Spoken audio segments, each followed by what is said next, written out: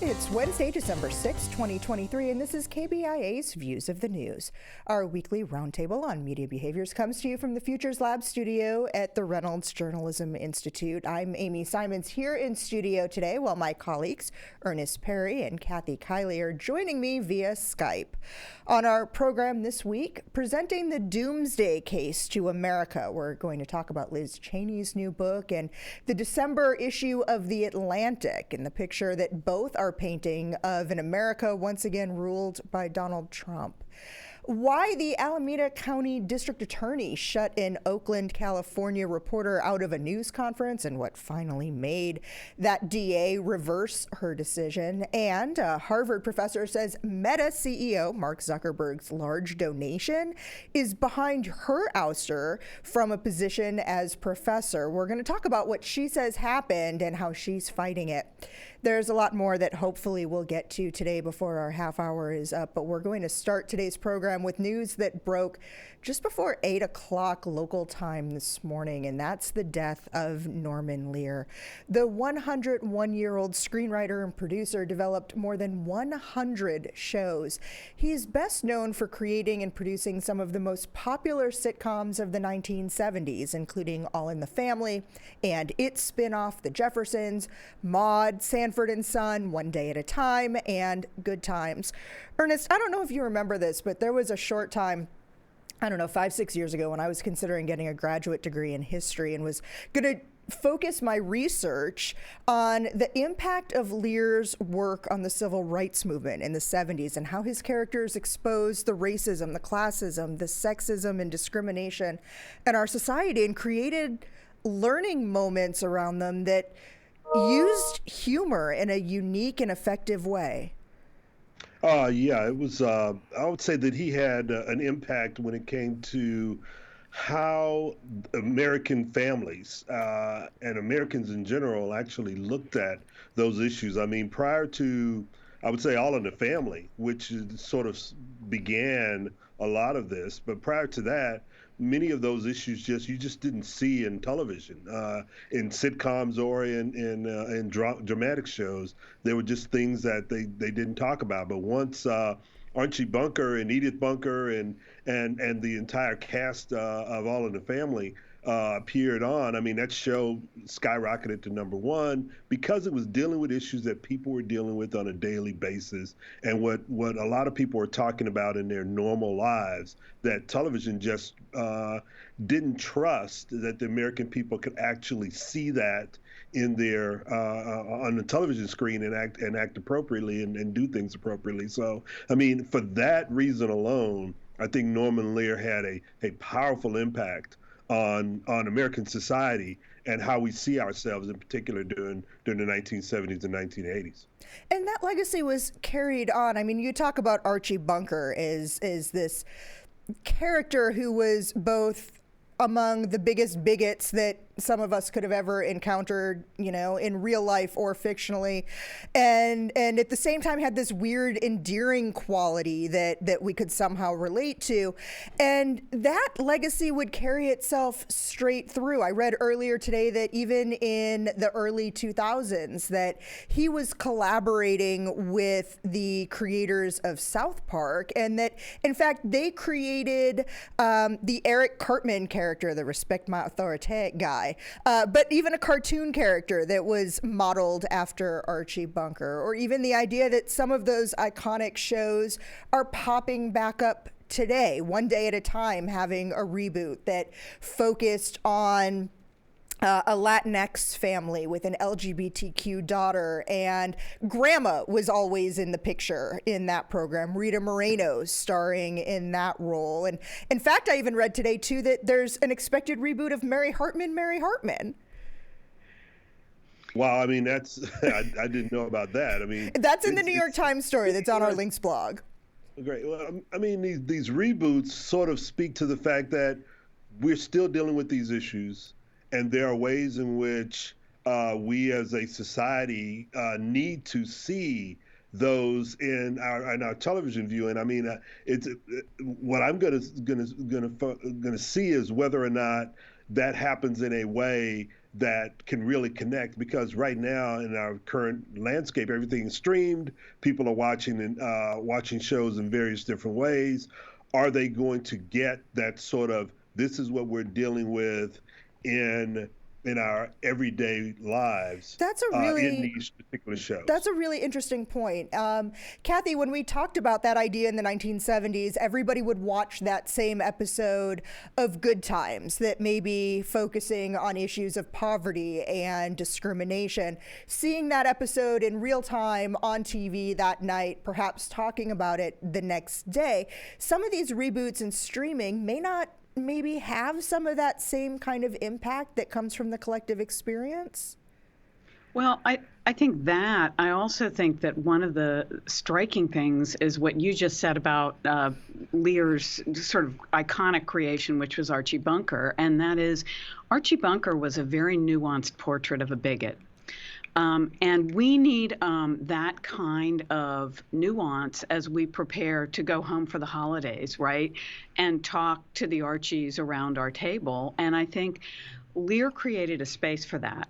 I think it's really, in some ways, I think for younger people, it's hard to understand his impact because TV wouldn't be what it is today without him. He opened doors and allowed people to see things and showed how people really are in a very mature way. And I think the question today is, it's not just a matter of the streaming, Amy. It's a matter of, in an era of social media, when it's so easy to throw pot shots from a distance and not know the people you're attacking or not try to know the people you're disagreeing with, are people prepared for somebody as nuanced as Archie Bunker, the guy who was a bigot but was still dad, right? And so I think that's the question. And I think you're right, the fact that we are watching what we want to watch, and we are increasingly, by algorithms, reading the news that we already agree with. I think that makes it much more difficult to have that kind of artistic accomplishment that Lear did, which is to show people in all their shades of gray.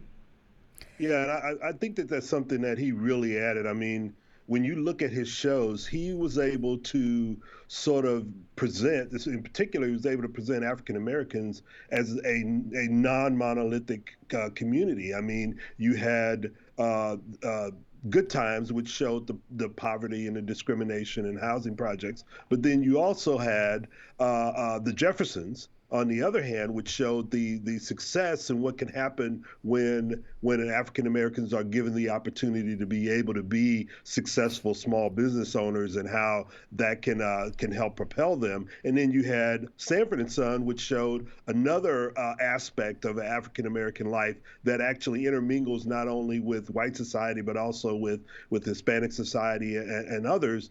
That was one of the things that he brought in, is that, you know, the United States is a microcosm of all of these communities and all of these cultures and social and ethnic groups.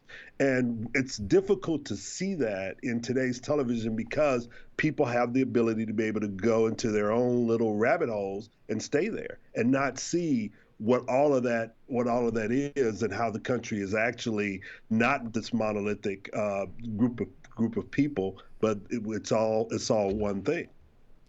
So this has been a rough week as we look at those across American culture. If it's the cultural side, the television and entertainment side of Norman Lear, we've also lost nonagenarians and centurions in government as well. And I want to take some time to also remember some others who left indelible marks on 20th century U.S. history. This past week, it's been Henry Kissinger and Sandra Day O'Connor, and there were some very stark differences in the coverage of each of their deaths. Kathy O'Connor was very much a trailblazing moderate to be on the Supreme Court, that moderate that we didn't know that we needed. And there seemed to have been a lot of remembering of that and trying to talk about how she united the country, and contrasting on almost the same day with coverage of Henry Kissinger, who was framed in a lot of it as a war criminal. Well, O'Connor, of course, was the first woman on the Supreme Court. So for that landmark achievement, there's a lot of history that goes with that. And she opened, I mean, you talk about breaking a glass ceiling, she did it. She was somebody who was really well liked and less controversial. I think there are probably some conservatives who weren't too happy with some of the decisions she made, but somebody who played it down the middle. One thing I would like to say about Sandra Day O'Connor that wasn't mentioned in a lot of the coverage of her was her work after she left the court on behalf of civics education. She founded the group iCivics, which our own journalism institute here, the Reynolds Journalism Institute, has worked with. And I use a lot of their stuff in some of my classes. Yes, and did some marvelous, marvelous work. So she remained, I mean, the interesting thing about O'Connor is she was had a very traditional trajectory. She had to drop out of the workforce for a while to raise her children because she said she didn't have anybody to take care of them. And so she came back in. She served as a legislator. She served in state courts. She was a political activist and then became a Supreme Court justice. And she brought a lot of that experience with her to the court, which I think informed her decisions and probably made her the very pragmatic justice that she was. Kissinger, also shaped by his life experiences as a refugee from Nazi Germany, and was somebody who was always trying to achieve stability. I won't call it peace. I would say stability and he was a strong believer in balance of power. The reason he's so controversial is that in order to achieve that balance of power, he was willing to ally the United States with some less than savory countries and characters. And certainly the history of the secret bombing of Cambodia will go down as one of the worst marks on American foreign policy. But I also think that one of the most remarkable things about Henry Kissinger was not just his longevity in terms of years, but the fact that he continued to be consulted even up until days before his death. Mm-hmm. Really, he was giving speeches, and current world leaders were continuing to consult him and wanted to be seen with him or show that he was part of their entourage. So you talk about a guy who knew how to amass power and keep it. You may disagree with the way he did it, but he certainly was a player from his first entrance into the adult world to the very, very last. Yeah, one of the things I will say about Kissinger was that he was both revered and feared, and even by presidents. I mean, it was almost as if you had Kissinger on one side and J. Edgar Hoover on the other, and between the two of them, they were able to amass power in their particular spheres of influence in ways that you just don't see that today. I think that there are some out there who would like to have that kind of influence, but I think in today's political climate, it's just not possible. And I think that's one of the reasons why he was still being sought after for guidance and information, because he was one of the few who was able to do that. But again, like you said very eloquently, Kathy, he did it in some very unscrupulous ways. I mean, not only the secret bombing in Cambodia, the destabilization of Chile, many of the problems that we have in Central America, all goes back to policies that were initiated and basically planned by Henry Kissinger. Yeah, and we can't let this, the last word on him has to include the fact that he opened relations with China. Yep. That was a remarkable achievement. And again, an ambiguous one, right? But still, I think you think about how people are shaped by their personal backgrounds. And of course, Sandra Day O'Connor grew up on a ranch. She said, I grew up on the back of a horse. But Henry Kissinger grew up a refugee. And I think you can understand why somebody who had that experience might well think that strength and being feared is something to be sought after. So maybe the moral of the story is let's try not to make so many refugees. I mean, I think you brought up a point about Sandra Day O'Connor. She brought moderation to a court that could have swung conservative back when she was appointed. And I think that's what many conservatives, in particular, I would say some of the social conservatives, expected when she was named to the court. And that didn't necessarily happen. And I think a lot of it goes back to her pragmatism. The fact that she looked at it in terms of what's in the best interest of the entire nation and not just a particular political or ideological portion of the country. So tonight, the remaining field of GOP presidential hopefuls will take the stage in Tuscaloosa for their fourth debate to be televised on the News Nation cable network. In the background of that, other voices are trying to out-talk them, warning of the dangers ahead if one of them end up losing out on the nomination to former President Donald Trump. The Atlantic's December issue is out as well, and it focuses entirely on this topic with pieces written by different staffers. And yesterday, Liz Cheney's new book, Oath and Honor, hit store shelves.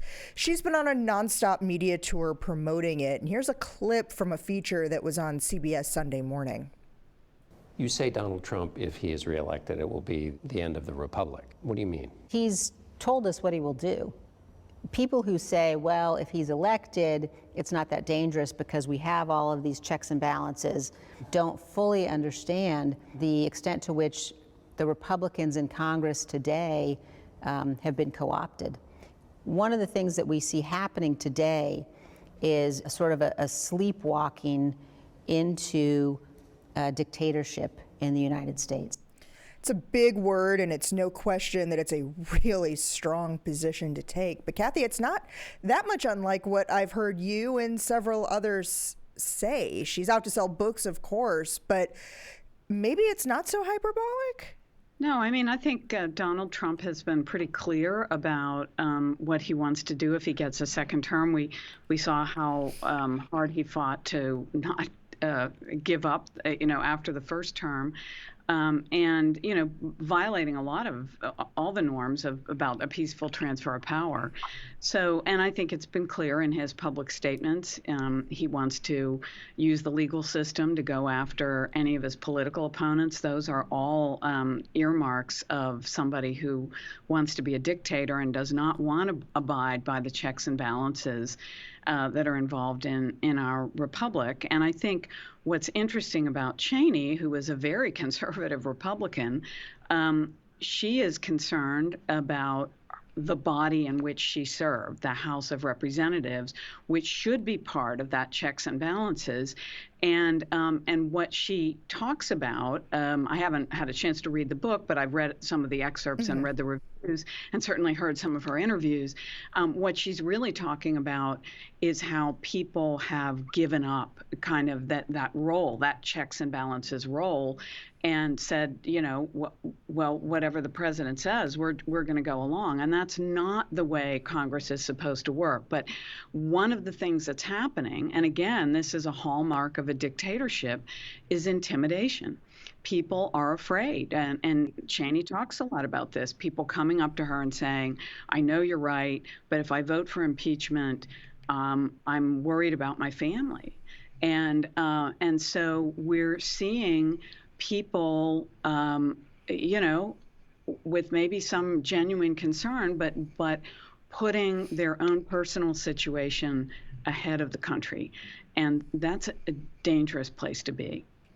So, Ernest, go ahead. You were about to say something. I apologize. No, I was just going to say. I mean, I think Kathy brings up some very good points. I mean, just not just about Trump, but the Republican Party in general. I mean, just today, Kevin McCarthy, the former speaker, has announced that he is not running for reelection, so he's going to leave office.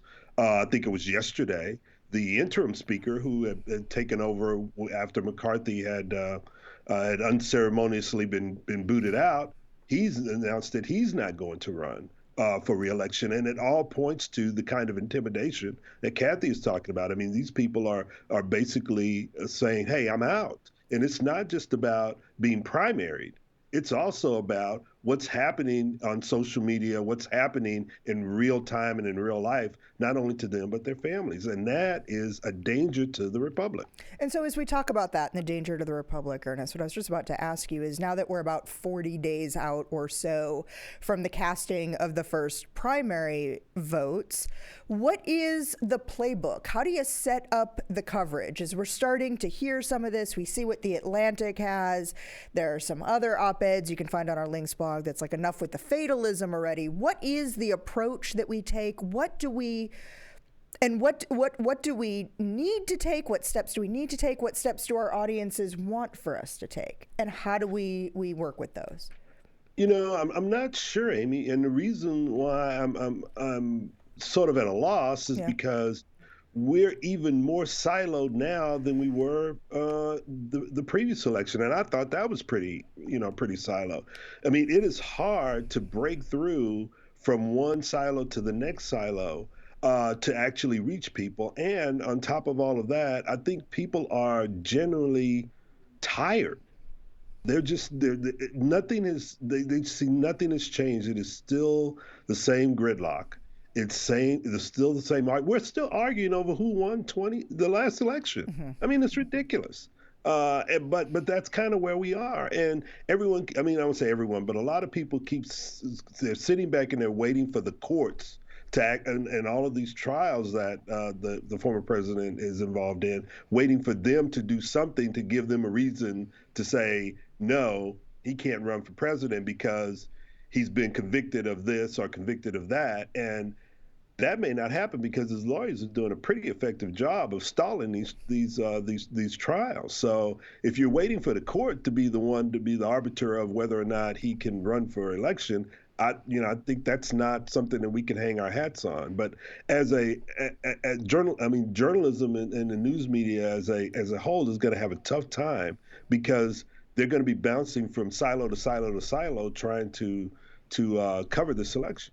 Okay, we have about 6 minutes left in our show today. A couple of quick hits I want to make sure that we get to. Kathy, this next story is one you brought to my attention out west in California. The Alameda County District Attorney put a journalist back on her media contact list after having removed the woman over a security risk. Has there been any explanation as to what that perceived risk was? That no longer, or was this kind of just the retaliation that we've been talking about in different forms and fashion in different places over the last few months? Well, Amy, Trumpism by any other name smells just as bad. And, this is the problem, that when this DA in Alameda County is a very liberal Democrat.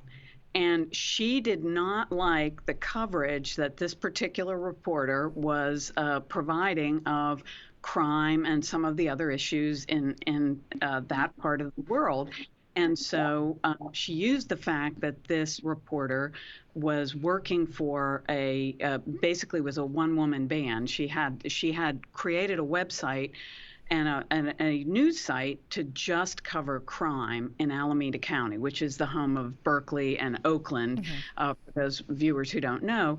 And but this is a tactic right out of President Trump's playbook. Just, you don't like the reporter, you just find some reason to not let them into a press conference. And I think what happened here is, to the everlasting credit of the other reporters in Alameda County, they rose up and stood up for their colleague and protested this, including competing organizations, which I think was smart because the next time it could be you. And I think that's what ultimately caused the DA. It wasn't just locally, but then when the word got out, a lot of people were raising a fuss about this. And I think the DA was probably ultimately looking at a court case being brought against her office. So that did the trick. But this is the type of thing that we've opened the door to censorship. It's right out of. So that's why I don't think dictatorship is that far-fetched. I mean, we're seeing some of the symptoms right here, right now. Okay, before we go, I want to lighten things up a little bit and bring back something we didn't really have time for last week. And as we're heading into the holiday season, what better to talk about than blockbuster movies? Or movies which would have been blockbusters once upon a time and now are just, well, busting out. But it's not over. My work is inevitable. There will always be more to finish it. That's a clip from Disney's The Marvels, which came out about 3 weeks ago. It's a sequel to Captain Marvel and cost something like $200 million to produce. Its first week ticket sales, though, a paltry 46 million, the worst open for a Marvel Studios movie in its history. Now, for the longest time, Marvel had been the envy of the entertainment industry, turning out hit after hit after hit. Now, there's some chance, Ernest, that the actors' strike may have led to some of this problem in terms of like not having the promotional events or red carpets.